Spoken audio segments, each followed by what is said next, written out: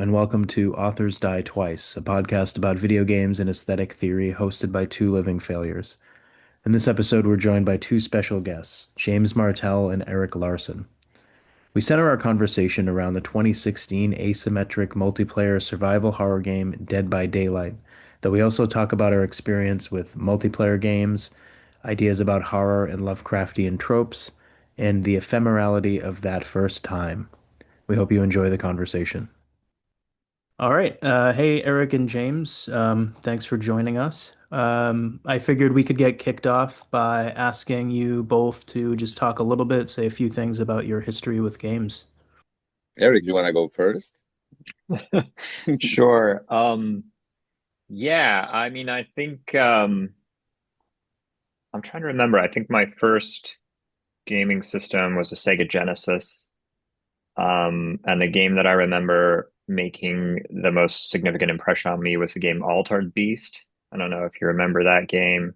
Pretty amazing. I think there was something about the sort of monstrous like fantasy element of it that I loved.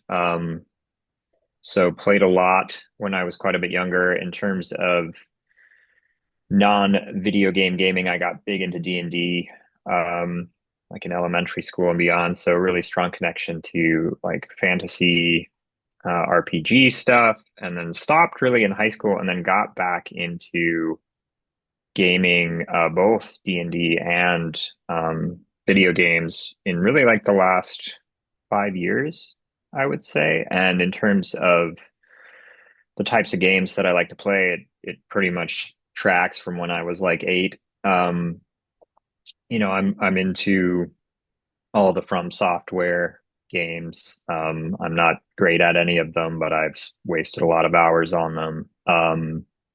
Into I'm even looking at my games right now, really into like God of War. Just got Helldivers 2, kind of going down that rabbit hole. So yeah, and then actually I'm prepping to do a Dungeons and Dragons campaign tomorrow as a dungeon master. So all sorts of chicanery, hijinks, all that good stuff. So looking forward to getting into thinking about games in a little bit more, aesthetics terms and yeah, exploring it that way. Uh, oh man, you said Alter Beast, Erik. You reminded me of that voice, like the "Welcome to your doom" from that game. Uh, I'm gonna sound way older than you because I began with an Atari, like what is like 2600, like back in the day, and I didn't even own it. It was my cousin, and I remember like always liking, and this is probably explains my lack of Dead by Daylight wacky games. Like there was one that was like the Three Little Pigs with the wolf. I don't know if you guys ever played that, but it's just crazy funny. Like you're the wolf and you're trying to like destroy the bricks, and then the pigs try to put the bricks on. Um, and then like when so I you guys can tell from my accent, I'm not from here, and when I went to the US for the first time, somebody had a Nintendo, like a regular, the first Nintendo, right, the NES, and we played Contra, and that was like fascinating, and especially for me because it kind of made it that all the games that I have a lot of fondness for were games that I played with somebody else. It was always playing with somebody else that made it like really, really enjoyable. Even though I did play other ones by myself, but it was always the experience of, especially with my cousin, since I was an only child, to be able to share that kind of universe and like have a mission in common. Later, I got into Age of Empires that we would play through modem, like back in the day, right? And we'll stay until like 5 a.m., like just like doing crazy things in the game. And it was just this weird space again of with somebody. Like it was always this kind of like bonding experience. Um, and then like I think later in college I got into some like World War II kind of games where also you were playing with other people, and I found that fascinating, right? But then I stopped for a while. I did do like not Dungeons and Dragons because I'm not that kind of nerd, but I did rather Vampire the Masquerade because I'm that kind of nerd. Which it was very enjoyable in the 90s since I was a goth kid. Um, and then I stopped for a while. for a very long time. And then, yeah, I think a couple of years ago, Erik had suggested to play games as a way of hanging out, and I was like, okay, that sounds like a fun thing to do. And again, sent me back to having it as a social activity that makes it that you can bond with somebody and you can laugh a lot. Um, but yeah, and I've been doing it, and then I found Dead by Daylight, the game we're going to talk about, through a drag show on TV, and I started playing it. And at the beginning, well, we'll talk about that later, but also had that same bonding experience even with strangers that I found very fascinating. So yeah, it hasn't been always for me like that, and always the combination of some kind of good aesthetics and good stories, but always with humor. Like I really appreciate humor in games and going to that ludic space where you can just be silly but enjoy yourself in that sense. That's pretty much my story with games. Before we get started on Dead by Daylight, can I ask a question that I was going to say this question will be of interest to very few of our listeners, but there's a chance that it concerns all of our listeners, which is like, you may not have an answer to this, but I just wonder, this is for both of you, like, how many of us are there out there, do you think? Like people, academics who play games, and maybe even don't write about games. I started writing about games really late in my sort of academic formation, after I had gotten my PhD and was just kind of like figuring stuff out. Um, and and there, especially since starting this podcast, we've sort of encountered several academics who maybe even have never written about games and are yet avid gamers and sort of have a deep interest, even like we might say like an aesthetic interest in the medium, but also maybe just like an interest, which is more what I had to start. Um, that's yeah, it's sort of a vague question, but I wondered if either of you have a sense of this. Yeah, I think that's a really it's an interesting question. I think there are probably quite a few of us, but I think it makes me want to think more about kind of the both the sort of social acceptance of games, the academic acceptance of games as objects of study. Um, I'm also thinking for some reason, I I'm thinking about like a figure like Roland Barthes and the attempt to to sort of expand the meaning of what narrative study would mean, like the whole kind of structuralist like expansion of. And it feels like maybe we're in that moment a little bit again with games. It's like I just feel like my academic formation as a literary scholar, like, was mostly from academics of a certain generation. Like, those were my professors, and games are just not on their radar. And I think that there's a certain way in which we're kind of extending, some kind of, study, expanding, kind of what we do. And so I don't know. I maybe that's not an answer. I think there are probably a lot more people, but what that means for them is probably kind of complicated by all of that. Like, I could definitely see writing something about games, but it would be through a process of like kind of playing that wasn't planned as kind of an extension of my academic work. But like probably in it, hindsight, I would say, oh, it makes perfect sense that I would focus on this now. So anyway, I think there are probably a lot of people, but what it means to them probably varies a lot. I think I agree with Erik. I think for me it's interesting because I do remember, and Erik and I were at the same time in grad school in the same place, and I remember there were a couple of people in the English department, like students, who were beginning to like do that as kind of like their specialty, and I found it interesting. It's not what I was doing, but I was like, oh yeah, that does make sense. I remember like wondering like how was research gonna work, right? Like a lot of entertaining research. I think my first kind of and I haven't written anything per se on video games, but my first kind of like experiences mixing a little bit of academia and video games was teaching students, right? And then at some point, it just dawned on me. I was like, 'cause they had to write, research papers, and I was like, hey, you wanna, narratives are everywhere. If you wanna use like a video game examine the narrative. And I remember one student wrote on God of War, and then because we were reading Dante in this intro to literature, somebody was like, "Oh, have you played like Dante's Inferno?" Blah blah. And I was like, "No." And the girlfriend I had at the time, she had a PlayStation 3, and I got the game and I played it, and I was like, "Oh my god, it's okay." It wasn't a great game, but I was like, "This is very interesting and silly." But the other side that really interests me, and I still keep kind of adjacent research to it, was like Gamergate, and then kind of like going into gender studies and going into what Steve Bannon did through the forums of gamers. And that kind of like a generational issue different from the one that Erik is mentioning, but related, right? When you see first people like us who grew up with games in some way or other. I have academic friends, like maybe this answers a little bit more the question, who I don't think they will write ever on it, but they still play. Like you can tell that they play, and they play either video games or role playing games and so on.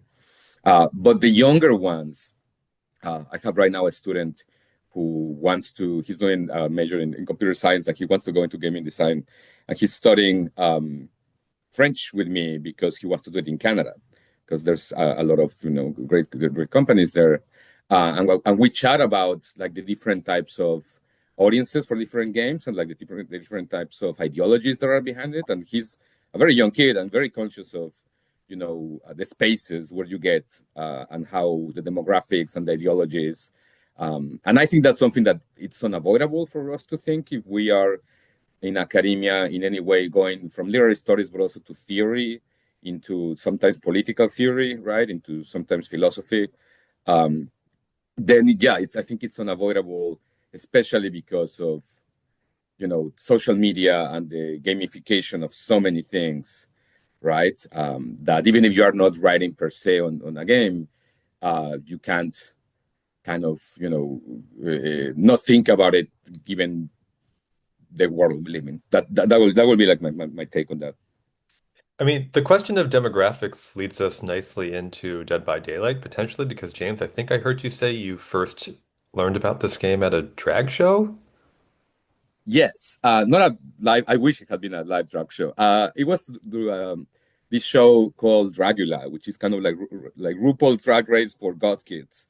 Um, yeah, they had like one of the challenges for the day was to dress up like a killer in Day by Daylight, and then the winner will get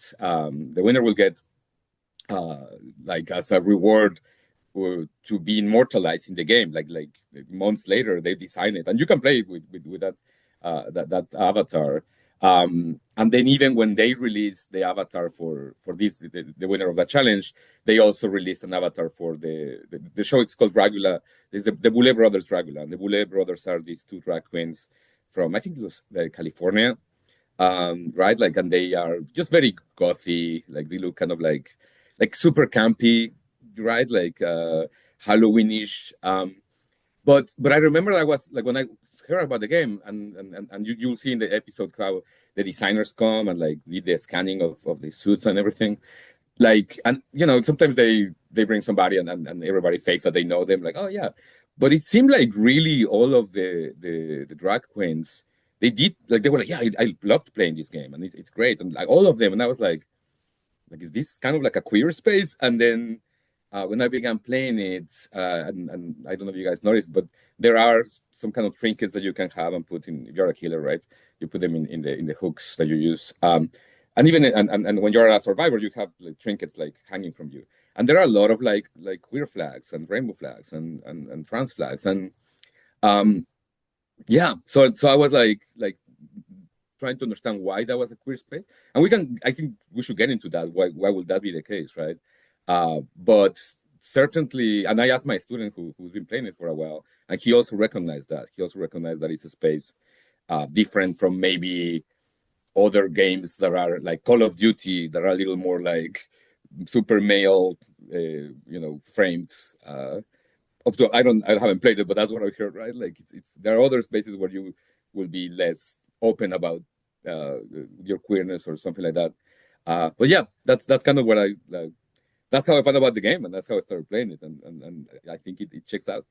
That's great. I mean, should we take a minute just to explain what this game is? Because I will say that when you all suggested it, I think I'd heard the title around, but unlike you, James, I play almost basically no multiplayer games. I'm a solitary antisocial gamer.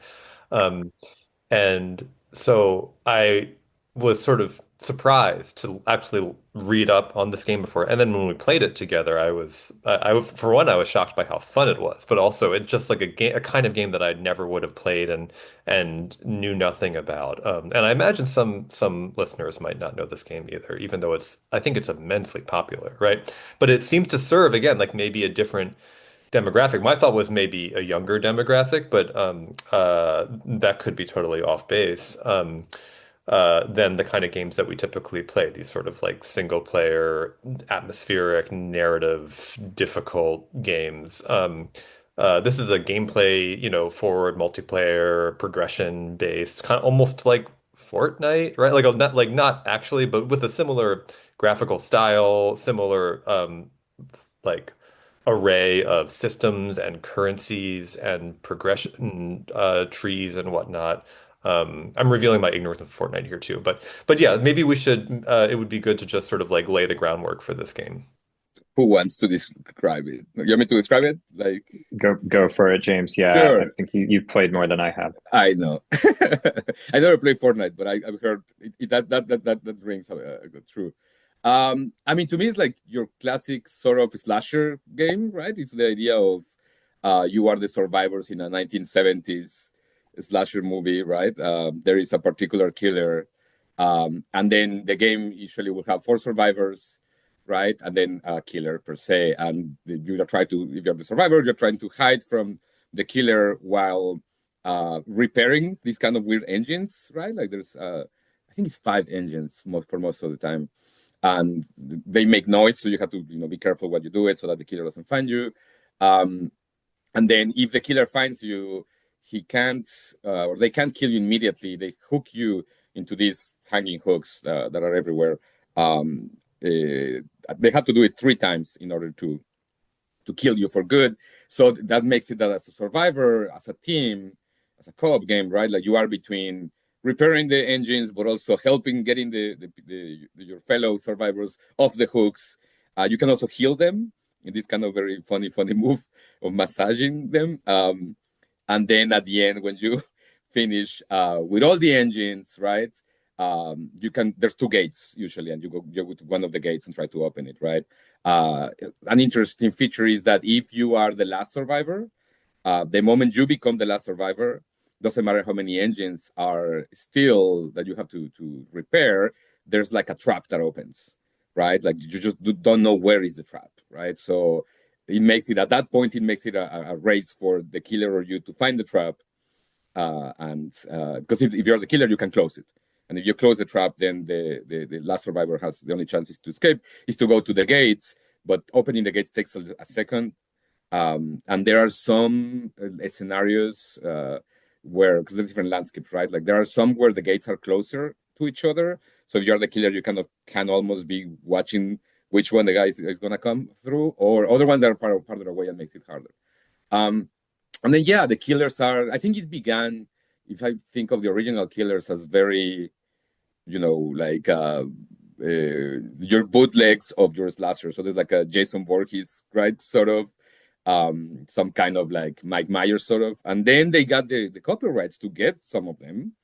So now there's a Freddy Krueger, there's a Chucky the Killer, there's Pinhead from Hellraiser, and they have a collab now with Stranger Things, right? So like I was playing a couple of days ago with Vecna, which was very, very enjoyable, actually. Yeah, and they have different abilities and so on, right? And every time when you get to play, it tells you more or less what they need. Do they need more killers? Or do they need more survivors? And you get rewards for doing that with points that become abilities and development of your character and so on. So yeah, you choose what to do, and then yeah, and then you some people like me are more into killing for one reason or other, and some of folks like my student are more into surviving, which is also very enjoyable actually. I'll just say that my like Nathan, I didn't really know this game, though I had heard of it. And my first impression, probably just because it has dead in the title, is that I assumed it was a zombie game. So like most games that I hear about with dead in the title is going to be some kind of, I mean, also films, right? Day of the Dead, all those films. So I assumed it was a zombie game. I guess it's not too far off, but I mean, one thing that strikes me about it that's maybe something we can talk about, because I do think that this is like a counterpart to the sociality of the game, maybe, is how and I think it comes through in your description, is that it's kind of rudimentary, right? Like it's pretty simple. There's no, it's very iterative and repetitive. And, for listeners, like this was a few weeks ago, we all played together and kind of had a Zoom call, right? Which I think, um, made that session stand out quite a bit based on like what I had played before, right? I think it was much more fun and much more engaging and uh actually more suspenseful than not having the social element. So I wonder if either of you have or if anyone has any kind of thoughts about that, like why it is that uh that almost seems to be kind of like another component of the game that's necessary, but that you could kind of miss out on, right? Um Erik, you mentioned the From Software games, right? Like you can play those online or offline, and I think like there's a bit of a distinction there. But I think with this game, there's even more of a.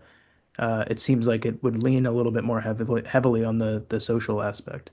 I definitely think so. Yeah. I mean, I think the sense that you are with a group of survivors, if you are playing the survivor, right, I think is critical to the game. And I think it's one thing that strikes me along these lines is that it is sort of that rudimentary sense, but I think what connecting to that sense of the social nature of it, connecting that rudimentariness to the social aspect would be to think of it as very like it's very locked into a kind of I don't want to say juvenile because I don't mean that in any kind of negative sense at all, like a youthful sense of play. Like there's an element of it being like a hide and go seek game, like and I think so. I think it's tapping into this mixture of like just sheer episodic play with a group of other kids, right? Where you're out wandering around in your backyard because it is this very defined little territory with a house usually. There's some building. And so I think it's kind of tapping into that, but then it's also adding the horror element in a kind of like a little like tongue-in-cheek kind of campy, way. And I think there's something there about mixing like something that is so terrifying in our imaginary with something that is also just like pure youthful play. And to me, that's part of it. And that has to be, I can't imagine that so much as a solitary game. It feels more like it's kind of Goonies or, it's that band of kids kind of feel to it, even though the survivors are adults as avatars, right? That's kind of my sense. It's kind of a game that's like showing you that this is about, it feels to me like a pretty juvenile kind of sense of play, and it's inviting you right into that. And part of that is being with other people doing it. Yeah. I mean, Erik, your comparison to hide and seek feels spot on to me, having played just an hour and a half or so of this game. And this is, yeah, I think this is fundamentally a hide and seek game. And like hide and seek, it is a kind of intense experience, and your comparison just now made me, I mean, yeah, made me wonder whether hide and seek itself, like as a game that I assume we all played some iteration of, like, is hide and seek a scary game? It's certainly a game of enormous tension, right? When you're hiding, almost at times unbearable tension, but it's a pleasurable, sort of delirious, goofy tension as well. Um, but there's something I would say, for speaking for myself, like distinctly uncomfortable about hide and seek, that enhances its fun in a way. But is it like it's almost like it's a kind of masochistic game or something, like where you're just powerlessly hiding in some alcove or closet and you're like, will they find me? Will they not find me? Well, um, I wonder if any of you have thoughts about that. I think I agree. Like I think that's how at some point I described it to some of you guys. I was like, to Eric, at least the first time, it's a hide and seek for adults, sort of. But I like what you're saying, Nathan, about almost the masochistic side of it, because I think it also applies to both positions, right? Like there is the I'm hiding and is the tension, I'm gonna be caught. But also like when you are the seeker and you're really bad at it, or like there's this like shame of like why I cannot find these guys, right? And I've seen that since I'm the guy here who probably has played the most Dead by Daylight. Um, like I've seen these weird interactions that made me realize, for example, how sometimes, because the game is set up that if you connect, you're gonna be connected with random people, right? Like my student was explaining to me that it's always the same servers because they need these big servers to do it. So, because I used to think like, oh, maybe I'm playing with somebody in China if I'm at 2 a.m. And he's like, no, you're always gonna be in kind of the server unless you modify some kind of thing, right? You're gonna be kind of in your same hemisphere, uh, but besides that, like I'll say most of the time, yes, it's random people, and I've chatted with some of them later. And then there's this kind of like being put in a playground, and it's like you don't know them, play with them, right? And then you cannot talk, but you have some gestures as a character, right? Like the thank you is like you kind of kneel 2 times, and then you can point, and there's some kind of way of communicating. But then I've seen that sometimes people have a lot of fun doing kind of like a team. I can tell that they come in as a team, right? As we did. And sometimes I am the killer. And I can tell these four little creatures are like really into it. And I can tell sometimes they're not even trying to win. They're just trying to mock me. Like that they do these games where they're like just kind of running around, and especially when they're really good, right? It's one of those games that you want to play around your same level, because if it's two newbies, it's kind of very easy to get them. If they are too good, you're toasted. So yeah, I see those interactions that are very juvenile, as Erik says, and I said that in a nice way, very, very ludic. Um, but yeah, with the hide and seek thrill, that it does remind me of that, like that kind of thrill of and again, and that connected with this slasher kind of like phantasmagoria of it, which is watching in the 80s, right, and the 90s, these killer films that are very gory, very campy, that gave you a thrill, right? Like for different reasons. They're also like a lot of them over sexualized, right? Like, and some of the characters are kind of sexualized as well, both killers and survivors, right? So there is this kind of thrilling, mischievous aspect to it. Little masochistic, I agree, right? But but I don't know, you guys managed to see this, but when you're the killer, or when the killer like kills you at the end, or catches you, there's some kind of power that you can do, where each killer has a particular way of killing. Like instead of just putting you to the hook and then it takes you up, right, like as a machine, right? They have some of them that are actually very sadistic. Some of them like they cross that line between like, oh, this is campy and kind of not, right? Like it kind of gets a little scary. But yeah, that's my take. Like totally hide and seek, totally combination of that mischievous feeling. Yeah, just to be clear, because I don't think I've played enough to have a totally solid sense. You can't within the game communicate via a headset or anything, right? Which means then that the game, like, maybe expects us to break the rules. It's almost like if we were playing hide and seek with maybe not a walkie-talkie because we'd be found, but like some kind of telepathy or something like that exists outside of the game that's not that can't be traced within the game. So I like this thing that you identified there about like being able to tell that that's happening, even though it's like strictly speaking not allowed. Um, yeah, I wonder what that also does for the social aspect of the game. I don't know. I mean, you can sometimes, because with the gestures, it's interesting, right? Like, so for example, when you're like trying to fix the engines, if you don't know how to do it and they make noise, right?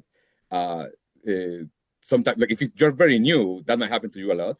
And because you can fix the engines together, like happened to me more than once, that I'll begin and I'll be like screwing over, like quick, and you can tell how the other guys get so angry at you, and they point at like, go away, like stop doing that. Or for example, when so when I started getting messages through the message PlayStation thingy, um, at the beginning I was very confused because they will be talking about this language that I didn't understand. Like they would say like don't tunnel. I was like, what the heck is tunneling, right? So they do have this kind of like unspoken rules about, for example, don't just chase one person. That's tunneling. Don't like just chase one over and over again, right? Tunnel vision. Or so I think I think some of them might do what we did, like they might be doing it cheating, but I think some of them might just be like, hey guys, let's just get in together, and then they kind of know what to do and they can point out. Like you kind of start learning like a language without having to speak. I'm sure some of them just like do it that way, or they know their functions, right? Like if one of them, some people are really good at using the flashlight to make the killer drop the survivor. Some people are really good at running around and like not being caught. Like other ones are really good at doing the engine. So I think both. I have that is the feeling that the feeling that some people might be chatting, other ones might be just using the language that you learn how to use just by playing it more and more. James, I'm really interested in the scenario you described where the killer is exactly as you say. Like if hide and seek is a game of terror for the hiders, it's like, it or the kind of the masochistic element is a sort of sense of terror and absolute disempowerment and paralysis. For the seeker, it's one like the danger is shame, or maybe the pleasure is shame if that's what you're into. And this is it you're describing scenarios where the killer, who is supposed to be like this terror-inducing, um, uh, just asymmetrically powerful being, like mowing down or stalking enemies, or victims, like becomes actually the weaker element, and for one, it's just totally anti-narrative because, like, in the narrative context that these, killers are from, um, actually, just hold on one second. Uh, sorry. I think maybe Nathan's being hunted by a killer. He has to hide. That'd be amazing. You just see that by the character passing by. Like, we are not hiding. Sorry, guys. Maybe we'll just cut out my contribution there. I had to move because it's the morning here and we're getting going for the day. So yeah. Does anyone want to jump in? We'll cut out this part. Sorry about that. I mean, I can kind of jump into by answering a little bit, or I'll say something interesting about the breaking of the rules within, these narrative things that you were mentioning, right? Like, I'll say some of the best and most fun games that I had was when something really like out of the ordinary happened, right? So there was one I was playing with the character. I think I used it with you guys, which is the dredge. It's really scary monster, kind of like darkness that comes. Erik like screamed very sharp the first time I got him with that one. And because he also has the power to darken the whole room, so everything becomes completely black. Um, and I was playing at night one night that I don't know, I think my wife was in town, so it was like 1 a.m. still playing. And and I was the last one. And I was very scared. Like I was like kind of like really dreading like the whole thing because it was a new villain. It was dark. I was alone. It was dark, and then suddenly like he got me or it got me. And I was like, that's it. It's gonna take me to the hook. And it didn't do that. It kind of just like dropped me. And he was trying to because I was the last one. There was a trap, so he dropped me. So I was okay. I can try to find the trap. Like I was like, maybe he dropped me by accident. Sometimes there are some kind of like if they don't if they hold you for too long, you can drop or there's some powers that you get. But then it happened again. Like he got me, he found me, and dropped me again, and and give me some time. And I was like, he's playing with me. Like I was like, so I was trying to find the trap, but he will get me. And it happened like 5 times. And at some point, I was like, what the heck is going on? And he grabbed me again, and then he dropped me next to the trap. And I was like, thanks. Like I just like left, right? And and then I later myself, like I will do when I will be a killer, and I mean a good level with the kid because it has happened to me a lot. What I mentioned earlier, the shame that I don't get any of them. They all escape from me, and it's very shameful. And sometimes I feel like they're so good that I want to send them a message and be like, "You guys, that was a great game. Like thank you for doing that." But it has happened to me the same thing that um I have a last one, uh, and I want to play a little with them, right? So I've done twice the thing where I will uh, like I will get them, like I'm gonna kill them, but then I will. Something that we haven't explained is like when you are hit twice, you drop like you are crawling, right? So like you cannot run, you are crawling. So when you're crawling, it's easier to get you, um, but also you can hide sometimes, like, and you can still escape even crawling, right? So I will get them like that, and I will put them close to the gate, open, and they're crawling. And once, like, I'll just be behind them, like very slowly, and like once I let them go, I was like, okay, you can go. But other times, like when they're just about to escape, I'll be like, just kidding, and like grabbing them and like sending them back and killing them, right? So there's this kind of like breaking of the narratives, like that very ludic too, right? Where the kind of the campiness and the whole playfulness of it comes into, right? Just as sometimes you can tell the killers, for example, if you escape them or like mock them, because there's ways of like jumping in. It's kind of clear when you're mocking a killer, right? Because you can like just be jumping out of a window back and forth, and they cannot get you. And you can tell they get exasperated because when they capture you, they can also smack you. Like it's useless, but they will just be like out of just pure spite. Yeah. Yeah, no, it's super interesting and it does make me think of how this game accentuates two different kinds of asymmetry. Like there's a narrative asymmetry and a ludic asymmetry. You know, the narrative asymmetry is again that the killer is powerful and the victims are disempowered, you know. But ludically, like, despite however nerfed you are as a survivor, like this is fundamentally a game of four against one, you know, or up to four against one, and that's fundamentally unfair. And because it's a game system that players can manipulate and master, it seems almost inevitable that players would learn how to violate the narrative context with the through the sheer, you know, empowerment that their numbers represent. Um, and the thing I was like, well, what would be like, what if you made a film version of this? What if there was a movie where there are four survivors who just fuck with the killer, you know? And I wonder if that would be an unsatisfying movie. You know, the analog here would be something like Home Alone. But of course, Home Alone is the you know devilish, devious survivor, as it were, slash mastermind is one. It's one against what, two? How many killers or robbers are there? So you know, it would be like if you had a whole family that was setting traps for one killer or for one burglar, which would I do wonder if audiences would be like, this isn't fair, you know, like this isn't I can't even enjoy this anymore because it's sadistic in the bad way. Like this poor burglar is just getting brutalized by this family or this band of kids, you know. Um, I mean, is that like Scooby-Doo? Like, is Scooby-Doo a case where like a criminal gets just ganged up on by a group? I don't know. I mean, obviously it's working totally different there, but I am now wondering about a case where the you could narratively motivate the ludic asymmetry of Dead by Daylight.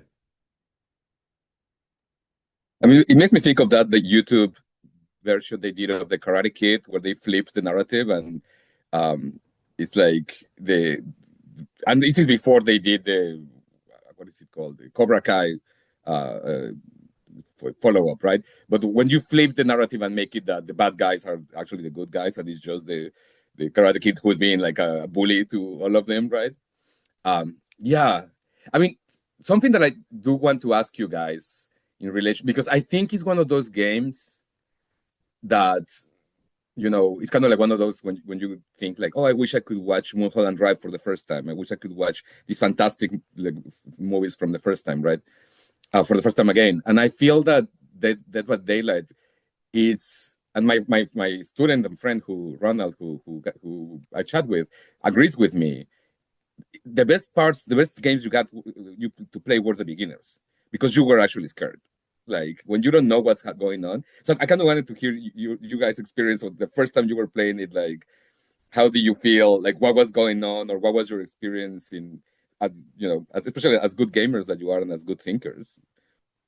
I mean, I'll say that like I guess to kind of come back to the hide and seek thing a little bit. The game, just like hide and seek, of course, rewards patience in a certain way, right? Like if you are actually trying to hide, like in hide and seek or evade the killer in this game, you have to be very patient, which means like not playing the game in a way, right? Like you hide somewhere and you just don't move around or you don't uh and I think this is kind of regardless of if you're actually teamed up with people or not, right? You have to kind of do a lot of non-moving, non-playing activity, I guess. So in that sense, for me, I am not very good at doing that, I think, in the game. Like I'm even though like much of what I love in games is kind of indirect and atmospheric, it's through actually action that I experience that indirectness, you know, like this is a bit of an aside, but I've recently uh I don't play a ton of on well, I guess games are somehow de facto kind of online now, but I don't play a ton of like co-op or team games. But I used to play a lot more, and one that I used to play that I've actually been playing again is Call of Duty Modern Warfare, like the 2007 one, which I have these, everyone knows what type of game it is, but it's a game that I have all these memories of actually reading. Like I would have this kind of like I would play a game and then while I'm like waiting for the next game, or maybe I'll take a break and like read a little bit or something, right? When I was in high school, I would do this all the time. And so there is like a way of experiencing a kind of like ambient sociality that also adds to that atmosphere, and it feels like I'm in I don't know, some kind of, I think Eric maybe or James, one of you mentioned like a space of the game, right? A space of playing the game together. Um, and I think that like, if part of the point of the game is to be afraid or to have this kind of fear response, I would say that the time that we played it together, I mean, I had played a tiny bit before that, but that was kind of like felt like the first real time that I played it, and I would do that again for sure. Like, I think that was really fun, even though again, one would think that doing it alone would be more scary, but I actually feel like that somehow activated like the fear response a little bit more. But yeah, Nathan, I wonder what you think. Yeah, I'm puzzling over. I really like that suggestion that having us all there on Zoom increased the feeling. I don't know if I'd call it the fear response, but just like the kind of giddy tension, that is a little bit scary, but also really fun. Um, I think I just need to think more about why that is. Like maybe people listening are screaming at their phones or whatever, but like because there's some obvious reason. But yeah, if you're um hmm, I don't know. I genuinely don't know, actually. Well, I wonder, I mean, and this maybe plays into like even the campiness of like the game's art style, but there's a way that maybe we're forced to be somewhat performative if we're doing this on Zoom, like if we're playing the game together and we get killed, we're screaming, "Oh shit," or something like that, like or we have to have some kind of response, otherwise there's no we're keeping up the conversation, so to speak. Yeah, and I also wonder, that's helpful, Brian, and I wonder also if it's about disinhabiting the avatar, because if you're playing solo and you're totally immersed, or you're not playing solo but you're playing by yourself with randos, maybe it immerses you more in the represented world of Dead by Daylight, which is quite cartoonish. It's not a scary looking game. It's a goofy kind of like not very attractive, looking game. But if you're playing on Zoom, it becomes more like hide and seek because you're also inhabiting your own body, Mhm. and you're facing off against people like actual people.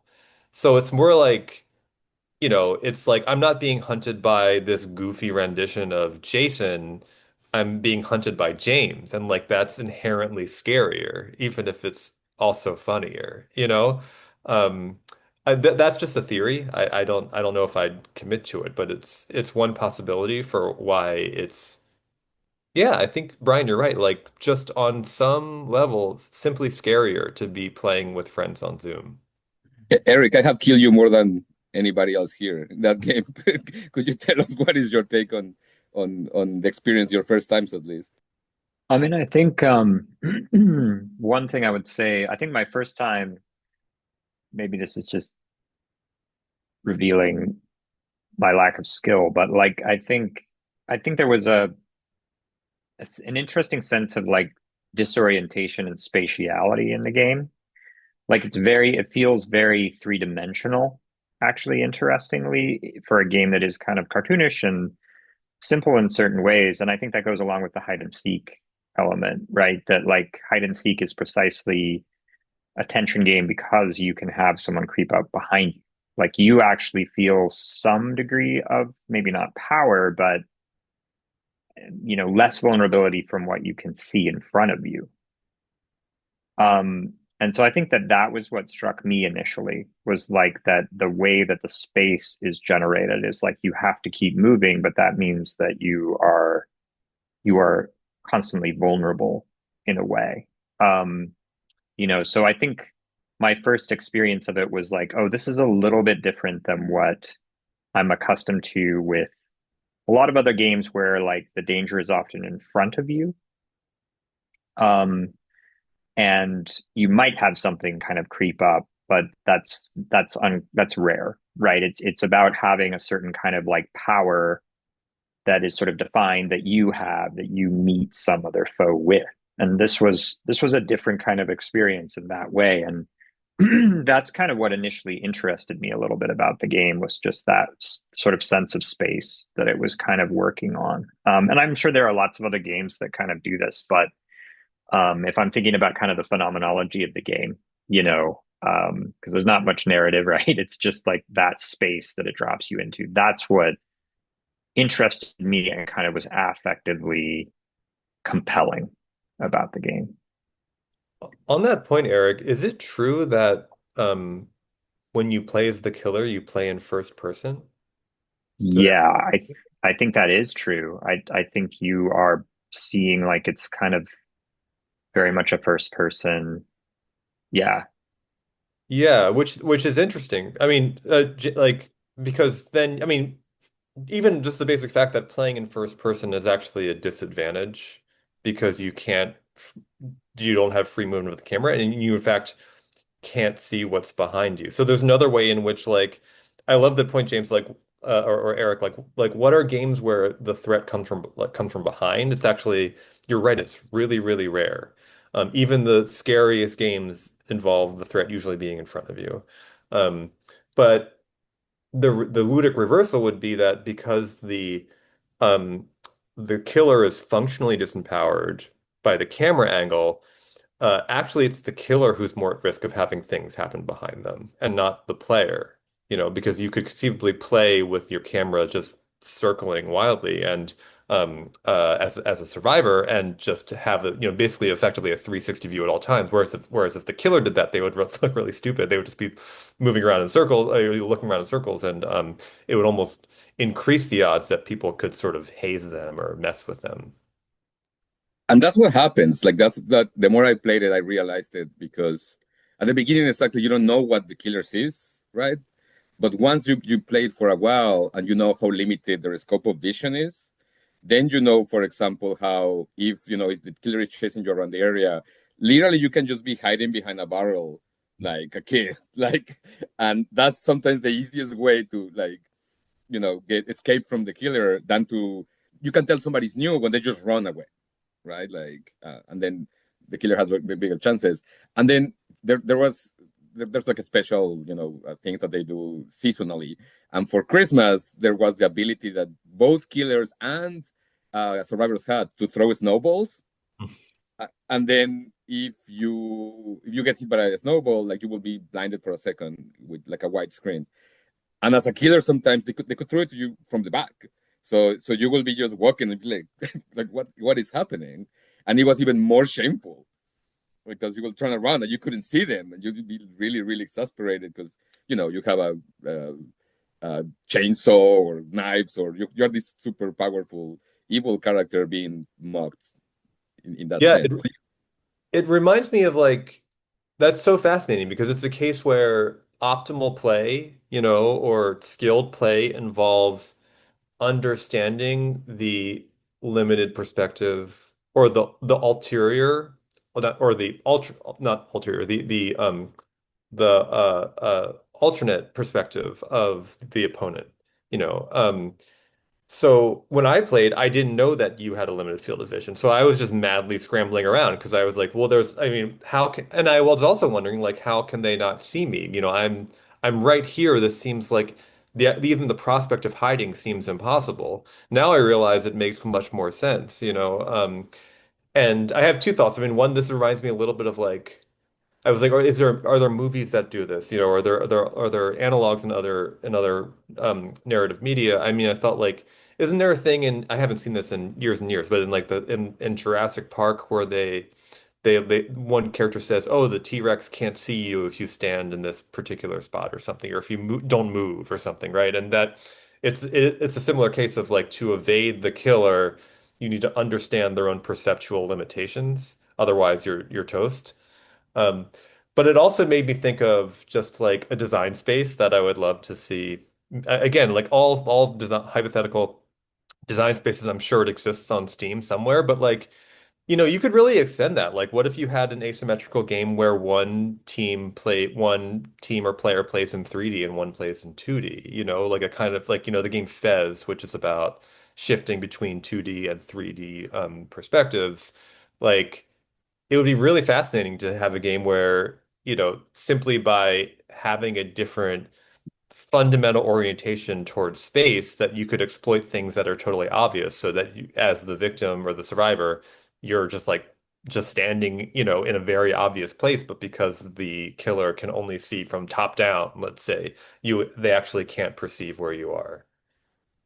Or if the killer's range of vision was randomized, right? Like Hmm. if the killer needed glasses some days or something like that. Because I wonder, like, to kind of go back to your question from a little while ago, James, like this idea of kind of experiencing the game for the first time means that or this kind of plays into that, right? I mean, it would suggest that maybe there's maybe not diminishing returns, but like learning the game, that kind of skill set of understanding and kind of being able to calculate based on what you know the killer's perspective to be obviously enhances the importance of that naive first time of playing the game and scrambling away rather than knowing exactly where to stand, right?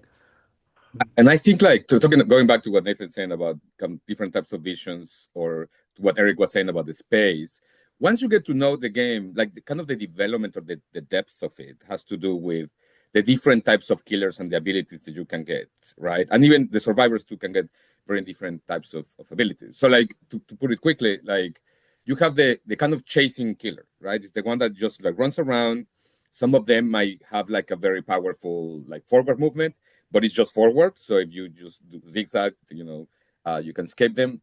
And that's pretty much it. They might throw. There's a clown that throws some potion that is kind of fun to do, but it's still kind of like it's almost like a dog chasing a cat or something, right?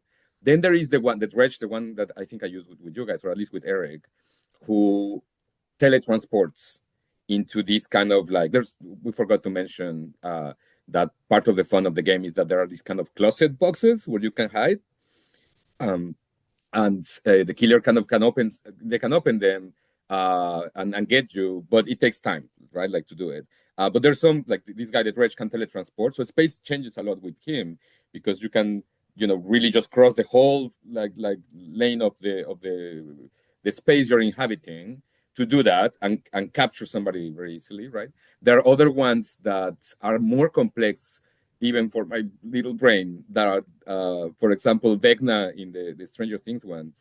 There's tokens involved, and depending on how many tokens you get, like killer gets some advantages or the survivors get some advantages, right? There's some blinding of the killer sometimes due to what the survivors do. The Freddy Krueger one, there's something about falling asleep, that there's a machine.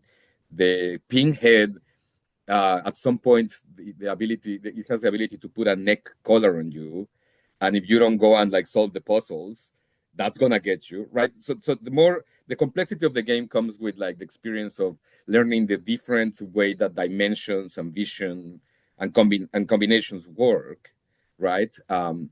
Whereas space is not only this kind of like three-dimensional, playground, but becomes sometimes like four-dimensional if you think of, the different kind of abilities that go beyond that. And what you enjoy to do, you want to like chase like a Jason one, kind of killer, or you want to be more like the teletransporting alien kind of situation, right? There's one that is a knight that creates ghosts, so you can multiply and have like different killers do missions for you. So yeah, that's where it becomes more interesting in the type of complexities in some way of the game. Yeah.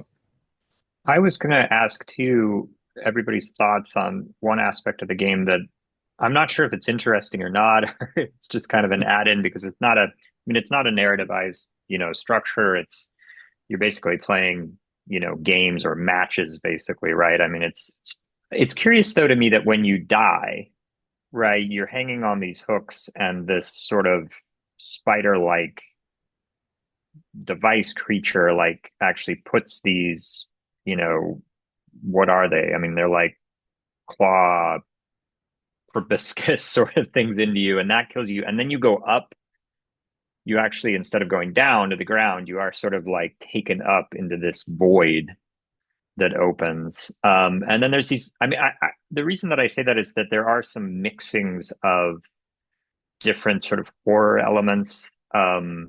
I don't know what that feels like to me. Maybe a little bit more Lovecraftian, cosmic-y, which is sort of very different than the like 80s, 90s slashery thing that's going on. And then there's also this oddity of when you actually get out of the gate, um, you're sort of just running in this like field that when I saw it first, I thought it was like, oh, this is the afterlife. Just like running in a field, a wheat field. Like there was this sort of odd cosmic dream like kind of element going on. And I don't know if that has any kind of meaning or if it's just a way of kind of increasing atmosphere in a certain way. But it did have a dream-like quality at that point for me. And I just wondered if there were any thoughts. I don't know what to make of it. So, supposedly it's the entity. I think it's called, right? Like the evil entity that gets you, right? Because when you're a killer, if you don't kill anybody, you also you're in that afterlife that Erik you mentioned, right? You are walking like running away, which to me was more like Texas Chainsaw Massacre, like the fields you're kind of escaping. But if you're a killer and you don't kill anybody, it says above like the entity is hungry, right? Like you failed feeding the entity, right? Like which is the Lovecraftian. So that's kind of like I'm too lazy to read all there's so much description for like the biographies of the killers are long and complex. Like there's one that was supposed to be it's a person in transition and the transition fails, so it becomes this kind of like monster creature, right? It's kind of goofy but interesting. But yeah, I think that's kind of the premise, like the Lovecraftian, which now that we're in the Stranger Things theme months, it's gonna change later. The it fits really well because there is the what is it called? Not the Demogorgon, not Vecna, but the other kind of evil creature in the game or in the show, right? Like it's in the background and it looks like the entity, right? Like this black figure above. Um, um, and it also helps with the Vecna or the Stranger Things because one of the things you can do a lot is going underground to go to the upside down, right? Like so you can actually cross space in a different way in that sense. But yeah, I love that attention to detail, Erik, because it is kind of strangely realistic in the slasher sense, but also fantasy-ish, right? Like I don't know how you guys felt it. If you also like Erik. Yeah, I was very surprised, I guess, the first time that happened, right? Because I think when I was playing through the tutorials or whatever, right, I got killed and that happened and I was like, oh, because yeah, I think you're right. Like the game is kind of cartoonish, but it feels like cartoon gritty, right? Like that slasher thing is that kind of gritty, very grounded. We're in a confined space. The fear is not anything supernatural. It's just this guy with like a, sword or axe or machete or whatever it might be that's chasing us around. And then there's the layer of like the franchised killers that we can get, which is another thing. But having there be, and also having there be, then, if you're feeding the entity with, if you're the killer, then that's like another kind of motivation for the killer, which the thing to me that always, I'm not huge on slashers, but the thing that's kind of interesting to me about them is that generally it's something that is happening for no reason, right? Like there's that to me is always what's most terrifying about horror is when there's no reason or no origin or no kind of explanation for what's happening. So if it's something as basic as, I mean, it's terrifying in itself, but just being like killed by someone with a knife, but that's happening for no reason, right? It's not revenge. It's not It's not even satanic. It's just kind of, madness or whatever, bloodlust or something. Um, that carries a certain like weight of horror in terms of trying to like delve into what that is. But then if we have, you're doing this in service of some kind of otherworldly or cosmic thing, then that introduces like a different element that does change, I guess, like what's happening in the game, right? Like implicitly. Yeah, this makes me think of um, something that we talk about often on this podcast are those represented or narrative elements of games that just recur throughout the medium and re seem to recur because they have a kind of motivational convenience, i.e., they take technical limitations or inevitabilities, inevitable sort of paradoxes or dissonances of games and give them a story world grounding.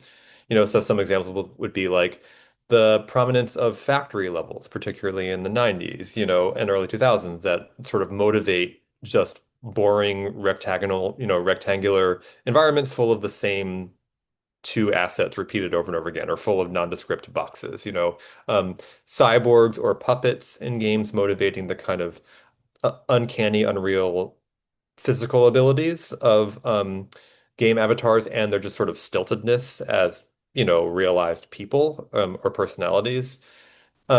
Time loops, is one that became really popular in the early 2020s. That I think in a kind of cynical and ultimately sort of lame way, because time loops are just game. Like it's just the structure of a game, and it's like, what if we justified the death and repetition inherent to games by making the story itself a game, there's something tautological in it. And then I think, I'm realizing now for the first time that Lovecraftian cosmic entities is another just total safety net cop out in its way, despite my love of Bloodborne. Like, um, Lovecraftian entities justify anything from spatial temporal disruptions, which are inherent to the medium, to something like what are the stakes for the villain? Why do the villains have to pursue these survivors in these kind of repetitious environments? How do we bring all these different villains from various IPs together? It's like you could say the entity is the narrative grounding for all of that, because then maybe it's like, well, all of these killers are actually possessed by the entity. The entity is the thing that makes serial killers or stalkers into whatever, um, such that I think you know, I've come out strong before against certain of these tropes. Like I never want to see a spider boss in a game. I don't want to see a factory level in a game. I'm almost tempted to say I don't want to see any more Lovecraftian stuff in a game, even if like a lot of my favorite games, not just Bloodborne, but Returnal, um, those are the two that come to mind immediately, like fe heavily feature Lovecraftian or cosmic horror elements. I almost wonder if in this context the Lovecraftian thing makes the game like even more campy, right? Because not only is it a trope, but if we're then explaining, if we imagine that this is a repetitive thing that keeps happening, it's like the killer is clocking in to its boss, for like getting back to the old grind, like you gotta feed the feed the boss or else you won't get a raise or something like that. Um, but yeah, I do think I think that's interesting because I do. Certainly, I mean, even sometimes in Lovecraft, the Lovecraftian thing feels like an explanation, right? It feels like too much of a, I mean, I've been thinking about this a lot lately. Like even already within what Lovecraft is doing, I mean, he's already paring away certain forms of representation within horror, but at the same time, that creates this new category of the unrepresentable or the totally foreign or the totally outside, which itself will become a category that, and that's what we see when it shows up in games like this, right? Like, oh, it's a Lovecraftian, thing or whatever. Yeah, and just to jump off that quickly, like, Lovecraft is often seen in my understanding of like sort of history of SF and the horror genre as being more experimental, right? Even avant-garde compared to earlier explained supernatural of like Alan Radcliffe or, the Gothic horror of the late 18th, early 19th century. Um, but actually, I think a truly avant-garde video game might be one that totally commits to its grounding in material reality. A game where it's like you can only die once, where there's no supernatural explanation, where there's no interdimensional spatiotemporal disruption explanation, where actually the work of the designer is to completely convince you of the existential coherence of the space that you occupy, even if it's something like really, really primitive, like a single house, you know. Um, if that game came out with like AAA production values, people would be like, "What the hell is this? Like, I can only die once. You know what? Like, if I get injured, I actually my body reacts like it's actually injured. You know, what my character has to have a real motivation. You know, like so the kind of vulgarly realist version of the horror scenario actually would be quite groundbreaking if pursued to its utmost extreme. I think what is interesting to me is that I see the Lovecraftian as a cop-out thingy to connect some things in the game, but the real structure of it to me is more like the third installment of A Nightmare on Elm Street, like the Dream Warriors, right? Like to me, like that escaping is like it's nightmares, right? Because I remember like chatting with my friend and student how he said the first time that he played one of the first times like he screamed when the clown showed up because he's afraid of clowns, Yeah. right? Like, and because there's this randomizing kind of situation of you don't know what killer you're gonna get, right? So it could be the clown, it could be the Dredge, it could be Kruger, it could be the Jason. And to me, like, even though there is that kind of like most evil entity, supposedly kind of like cheap stake at the end, I think it's more the you go to sleep, you have this horrible slasher nightmare, like you're just trying to escape, and then hopefully that is the gate that will take you away from. Like it feels like in that it's the loop of going to bed, right? And it gets in some of the killers. There's some clock kind of situation, like the Vecna has like a clock going on, the Kruger has a clock going on that like kind of like enhances that idea. And there's a clock also to the game, like when you if you don't get the things in time. I don't know if you guys we got to get that point, but like if the killer doesn't find you and the clock runs out, the survivors die. Like they just kind of like die by magic in some way, right? But yeah, I wonder if there's a combination between the dream world, the idea that the survivors can also get avatars to like I don't know if you guys remember that film, right? But they realize that they have powers in the dream, so they're like, I'm the wizard, and I'm like they go into this kind of like the Dungeons and Dragons situation, right? But they're still the killer itself, like Kruger, can also modify and become other things to be scarier and so on. So I think there's a combination with that. I don't know if it's just because of the slasher or tradition of the 80s and 90s, or if there's something else to, I don't know, you guys are more experts in games, but like how much do games use the structure of the dream and the nightmare as a narrative like component?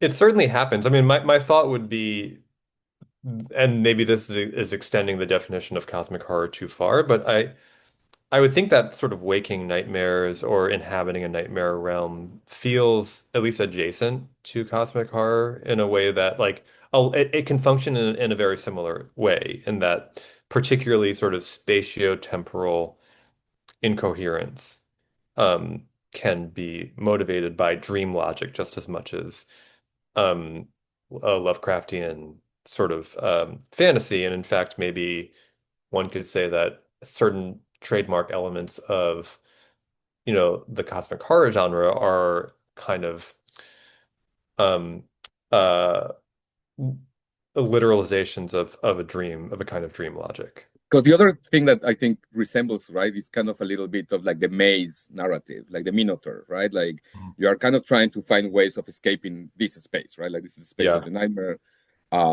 And you have certain time to do, especially with the Hellraiser one, where you technically have to like work on those puzzles. I Um, actually, I would love a version of Dead by Daylight that is Theseus and the Minotaur. That would be genuinely cool and scary, where you have like a thread, and you're actually stalked by I feel like Theseus and the Minotaur is often framed in the way that Eric, in God of War or something, or games like it, like where it's just you versus the Minotaur, man. Like it's time to kick the Minotaur's ass. But actually, maybe a better representation would be running from the Minotaur, and being totally disempowered. Another game idea.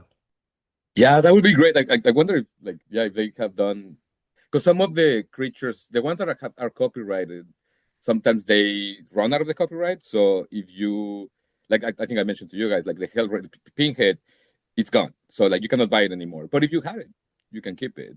I'll say the guy, and I don't know what is his name, but the pyramid head from Silent Hill, which shows up in Dead by Daylight, that is the most Minotaurish thing. Mm. Like because he's slow, but he's very powerful. And I think they all have kind of like a particular scenario. Like the Xenomorph has like the Nostromo and so on. And I think that one feels like the closest to the Minotaur Mm. situation because of I don't know, the kind of like faux mythology of Silent Hill and so on. I actually don't think if I've uh or don't know if I've thought of that before, but I do think I like Pyramid Head as a kind of Minotaur figure, right? I mean, there is like a labyrinthine quality to Silent Hill, and yeah, I like that. I want to think about that more. I mean, there's a whole area called Labyrinth, isn't there? In Silent Hill Right. 2. Right. I think that the one thing that I also wanted to chat with you guys because I was thinking about it every time I play this is since we are and especially not, sorry, I'm doing a lot of political philosophy these days, but since we're so much into the revival of theories of the enemy and like mimetic like struggles and so on, what do you guys think about like these, especially in the tense political environments we live in, right? About like that experience of enmity in this ludic space where can be very violent but also very collaborative, right? Like um because like sometimes I'll get messages of kids that I can tell they're kind of angry at me, and then I just answer with emojis. But yeah, but I wonder like what do you guys think about these games where you get to be very violent but comical and then collaborate with people you don't know? Is there something about the political that makes you reflect on that? Like, especially since it seems some of you tend to play more like alone games instead of like multiplayer games. What do you guys think about this? I mean, the fact that it's collaborative seems really important, you know. But I'm particularly intrigued by what you point out that there's, you described one earlier, like there's moments of collaboration and even like affection, between the killer and the victims too, and maybe it's part of that horror trope. Like it's a motivation of that horror trope where it's like, oh, the murderer actually loves the victims, or is trying to do the right thing for the victims by brutally killing them. But yeah, like it seems, I mean, at sort of first glance, from in the broadest strokes, it seems like a good example of how structure trumps representation. That the way the game is built is somehow conducive to a kind of community building, and maybe a healthy community building, despite the antagonistic uh, scenario and the layer and the sort of built-in enmity, of the narrative context. Whereas you could say like a very um, uh, seemingly benign game, like Stardew Valley, Patrick Jagoda has I think in my mind, I think a famous reading of Stardew Valley as being totally corrupt, like under the guise of sort of environmentalism and sustainability. It's essentially like this sort of yeah, this capitalist fantasy of labor and reward and individuality.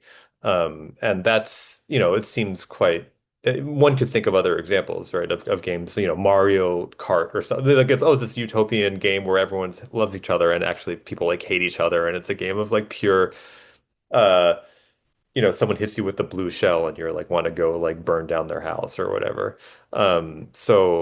So yeah, that's all to say. I am interested in to circle back all the way back to the beginning and your suggestion, James, that this game has cultivated a sort of, for lack of a better word, just like a kind of positive, affirmative community, in some respects, which is not often the case for game communities. I mean, a lot of games communities are extremely toxic. I'm sure there's lots of toxic stuff in this one too, but there's also this other more sort of again like utopian element.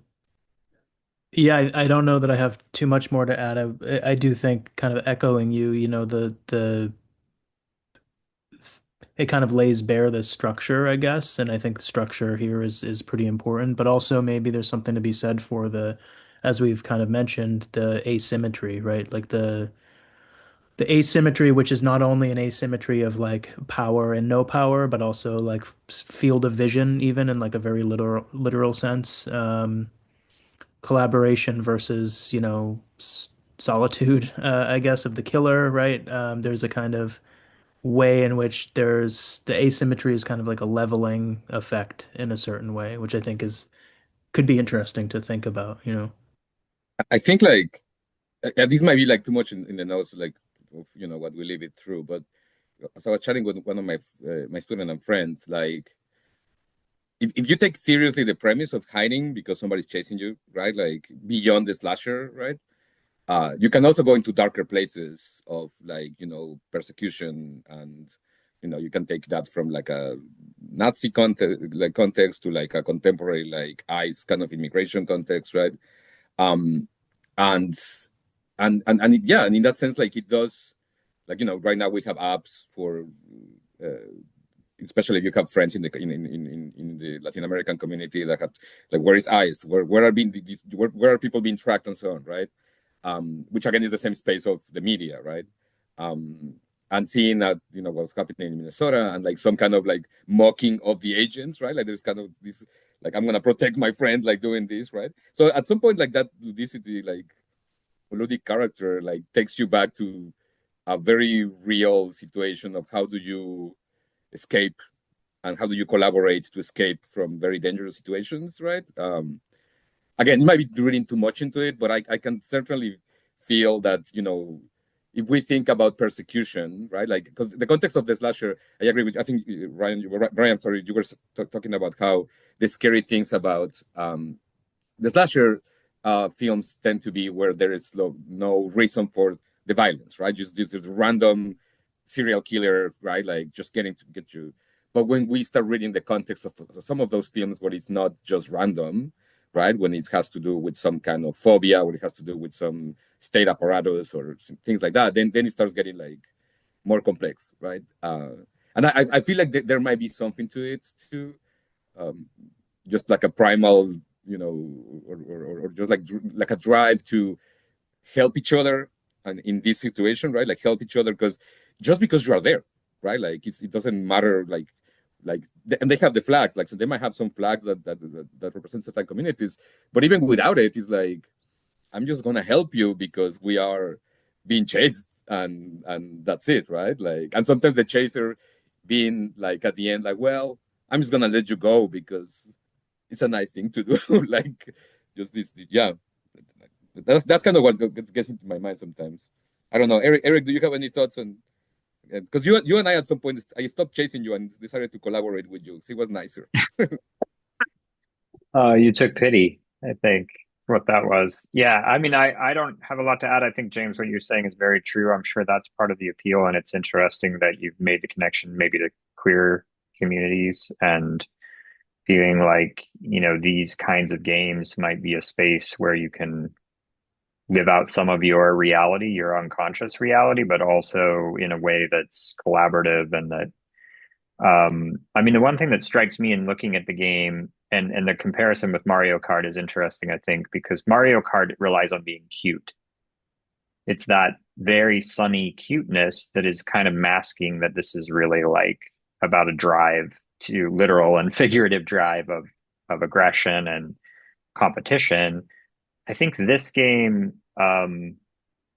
is not cute. Like it's cartoonish, but it's not cute. And there's something about that to me. It's like it's still a place of play, but I think for many people, like horror, that they can kind of inhabit in this playful way has a lot of meaning in as much as it's not, but it can't go to the cute because the cute feels like an aesthetic experience that is kind of always avoidant or and so I think there's something about that here, and if we're thinking about sort of a larger social um kind of I'm sure that's true of a lot of games, but there are some that go very hard into the horror scape, to a point of almost like trauma games, and then there's this which doesn't feel that way to me. This feels like it wants to be horror and dark, but it really wants the play element mixed in. So that's my best shot at that. But I think you're absolutely right, James, that probably the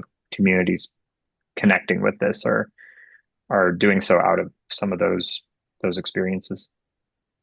I'll just add to that, like what you're saying, going back to the queer community, that it's interesting if you guys ever watched Dracula, when I compare it to RuPaul's Drag Race, right? Like you get these moments in both shows where it will be very touching when the competitors will actually talk about some of their experiences, especially vis-a-vis traumatic experiences. But Dracula has like a way darker sometimes context. Like even though some of the drag queens in RuPaul's have had like some horrible stories that you can hear, right? Like when you watch Dracula, you see like some of those are way harsher. They call each other instead of calling each other queens, like they call each other monsters. And sometimes like in a way they say like, their accusation is like you're not a true monster if they don't see like they have like some real darkness. Um, so there is that bordering with the camp and the cuteness, but there are but very legit recognition of trauma that comes from oppression, addiction, like a lot of stories that are like it does feel, even though it's campier, sometimes it does feel like more realistic than RuPaul, right? There was one monster queen who had been in RuPaul and moved to Dracula, and she got a lot of slack for it because they were like, "You are not a true monster. Like you have to like embrace this trauma and show it, right? Like in a campy, but like still like this is real pain. Like this is not right." So I think there's something to that to go back to that connection. That seems like potentially a great place to wrap. Yeah, thanks, James and Eric, for joining us. This was great to not only to play but also to talk about, I think. I want to second that. This was really great, and thanks for suggesting this game again. A game that I think if I can speak for you, Bryan, like neither of us would have played, but especially this conversation, like you pointed out, so many fascinating elements of it that I hadn't, that I hadn't thought of before, even after our session. And I do want to quickly highlight Eric too, so it isn't lost. Like I think your observation about the something that's cartoonish but not cute is actually really, really fascinating. Yep. Um, there's something you could describe it like an aesthetic of ambivalence, actually. Like it's something actually maybe uncanny or off-putting. For me, I find it quite upsetting, actually, and I don't like it. I don't like it when you have realistic but stylized and cartoonish renditions of people and reality. And maybe I need to do some reflection as to why that bothers me so much. But until then, just a word of advice from my for listeners, and I guess for you, Bryan, you guys are experts, so this is not for you, James and Eric, but even if it takes powering up 4 generators. We really got to keep our magic lantern lit. Definitely. All right. Thanks, everyone. Thanks. Thank you. This was great.